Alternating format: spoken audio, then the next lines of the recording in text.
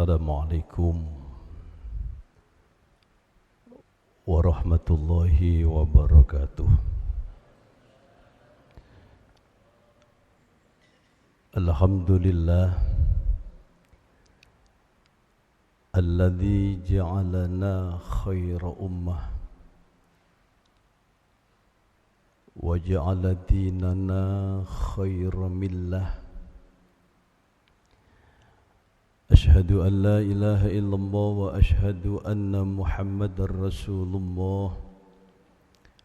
Allahumma salli wa sallim ala nabiyyinal karim ibnil karim al-mustafa al-mukhtar sayyidina Muhammad sallallahu alaihi wasallam wa ala alihi wa ashabihi ajma'in. Rabbi israh li sadri wa yassir li amri wa hlul 'uqdatam min lisani yafqahu qawli, amma ba'du. Khawatul kiram, para bapak, para ibu, para jamaah salat isya, salat tarawih Masjid Baitul Hakam yang mudah-mudahan seluruhnya senantiasa dimuliakan oleh Allah Subhanahu wa taala. Allahumma amin ya rabbal alamin.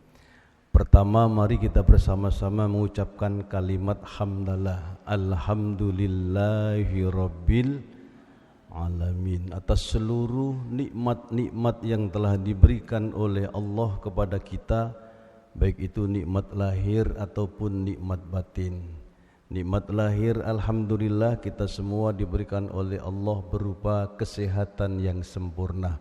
Saya lihat wajah-wajah panjenengan semua ini golongan wajah-wajah yang bercahaya semua. Ini sebagai bukti bahwa kita ini diberikan oleh Allah nikmat sehat yang sempurna. Alhamdulillah. Nikmat batin, alhamdulillah, kita diberikan oleh Allah berupa iman dan Islam. Mudah-mudahan iman yang sudah terpatri dalam diri kita ini terbawa terus sampai kita ketika dipanggil oleh Allah dalam keadaan husnul khotimah. Amin ya rabbal alamin.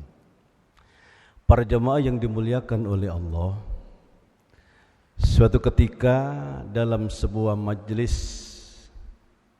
Rasulullah berwasiat kepada para sahabat-sahabatnya, yang inti wasiatnya pun ditujukan kepada kita umatnya. Yang pertama kata Rasulullah, ittaqil maharima takun a'badan nas. Jauhilah olehmu larangan-larangan Allah, maka niscaya engkau akan menjadi manusia yang paling taat di hadapan Allah. Jadi kalau kita ini kepingin menjadi manusia yang paling taat di hadapan Allah, maka kita berusaha menjauhi larangan-larangan Allah. Memang kita ini manusia bukan golongan malaikat. Malaikat itu makhluk suci yang tidak pernah berbuat dosa. Dalam Al-Quran dijelaskan, la ya'sunallaha ma amarahum wa yaf'aluna ma yu'marun. Malaikat itu termasuk makhluk yang tidak pernah bermaksiat kepada Allah dan selalu menuruti apapun perintah Allah. Itu malaikat. Kenapa? Malaikat tidak punya nafsu, tapi dikasih oleh Allah akal. Beda dengan kita manusia. Kita ini ada akal, ada nafsu. Kalau lihat secara penciptaannya, akal sama nafsu aja sudah beda karakternya. Di saat Allah menciptakan akal, sebelum Allah menciptakan Nabi Adam, Allah menciptakan akal. Setelah diciptakan ditanya oleh Allah, man ana wa man anta. Wahai akal, siapa aku dan siapa engkau? Jawabnya, anta rabbi wa ana abduka dha'ifun. Aku adalah hambamu yang dhaif dan engkau adalah Tuhanku. Maka Allah pun memuliakan akal. Lah setelah itu kemudian Allah menciptakan yang namanya nafsu. Nafsu ditanya, setelah diciptakan ditanya oleh Allah, man ana wa man anta. Apa jawabnya? Ana wa anta anta. Aku adalah aku dan engkau adalah engkau. Ini karakter nafsu, Pak. Timbul sombongi, mekitik, megedut. Aku adalah aku, engkau adalah engkau. Maka disinilah kemudian Allah marah, kemudian Allah menghukum nafsu, dimasukkan dalam neraka jahanam selama 100 tahun dengan harapan agar nafsu tidak memiliki sifat yang seperti tadi, sombong. Makanya Allah itu enggak suka dengan sifat sombong. Suge sombong enggak suka. Apalagi melarat sombong, tambah enggak suka. Pinter sombong enggak suka, apalagi kurang pinter. Dulu ada makhluk Allah ya, yang namanya iblis. Wis enak-enak tinggal di surga bersama Nabi Adam, bersama para malaikat, ndelala sombong. Ketika Allah perintahkan kepada iblis sujud hormat kepada Nabi Adam, iblis merasa lebih baik. Dia membangkang, tidak mau menuruti perintah Allah. Ana khairum minhu khalaqtani min nar wa khalaqtahu min tin.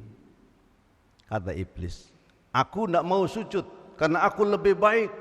Aku diciptakan dari api sedangkan Adam dari tanah. Akhirnya iblis pun diusir oleh Allah dari surga. Allah enggak suka dengan orang yang sombong.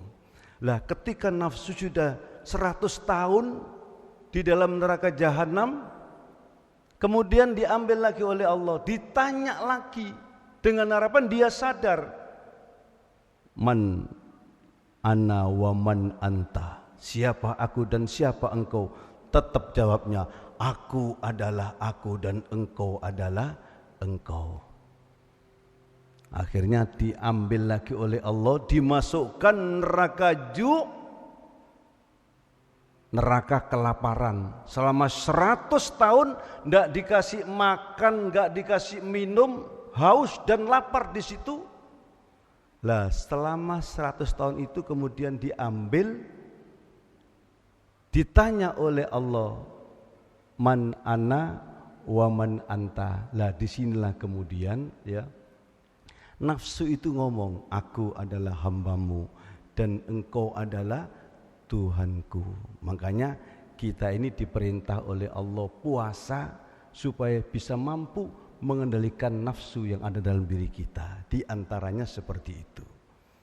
Lah kita ini berusaha para jamaah agar yang dominan dalam hidup ini kebaikan-kebaikan yang ada dalam diri kita. Kenapa? Karena memang di dalam Al-Quran itu Allah juga menjelaskan fa'alhamaha fujuraha wa taqwaha.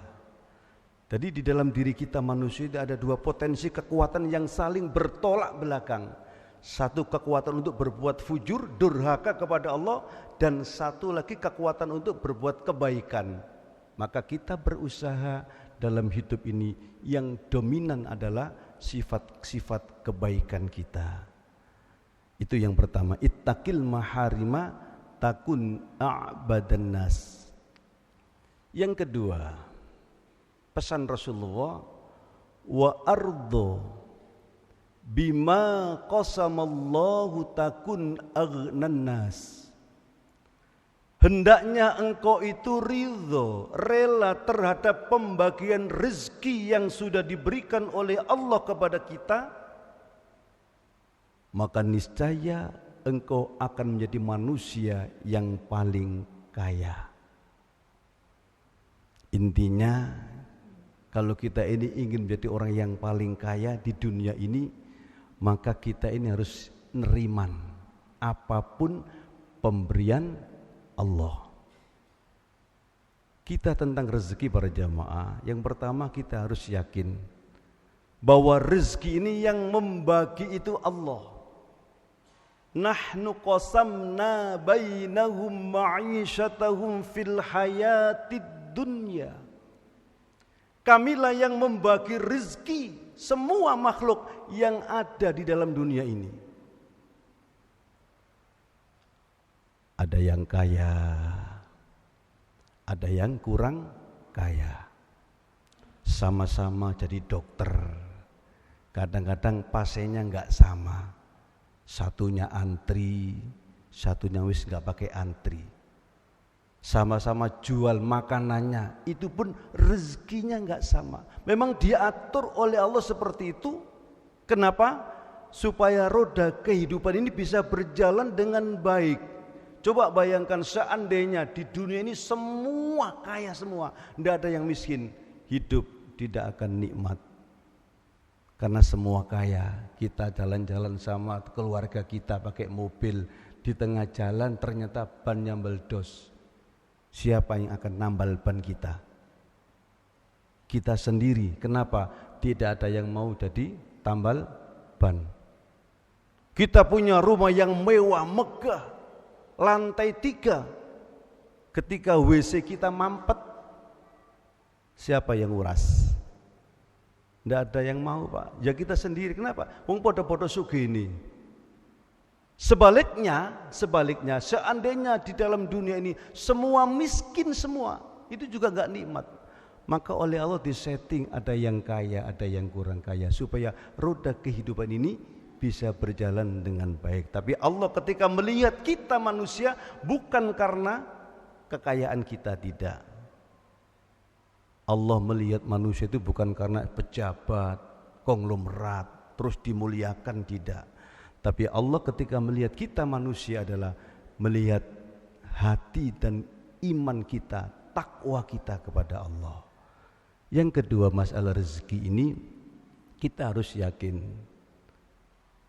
Allah yang menanggung semua makhluk yang ada di alam dunia ini. Wa ma min dabbatin fil ardi illa 'alallahi rizquha. Makanya ini Allah sing nanggung, wis kita itu enggak usah khawatir. Enggak usah khawatir, Pak. Pasti akan dapat.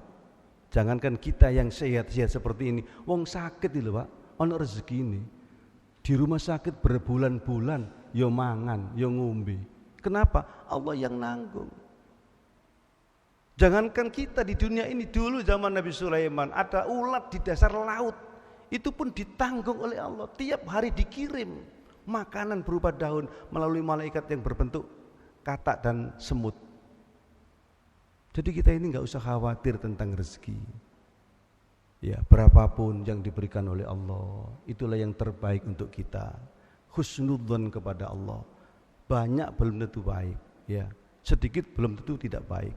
Yang penting hati kita harus mempunyai sifat qanaah, neriman berapapun pembagian yang diberikan oleh Allah, itulah yang terbaik untuk kita. Bapak Ibu yang kami hormati, masih ada beberapa wasiat Rasulullah, tapi karena waktu, untuk itu kami mohon maaf tidak bisa menyampaikan semuanya. Kurang lebihnya saya mohon maaf. Mudah-mudahan apa yang saya sampaikan ini dijadikan oleh Allah ilmu yang bermanfaat. Kurang lebihnya saya mohon maaf. Ihdinas siratal mustaqim. Assalamualaikum warahmatullahi wabarakatuh.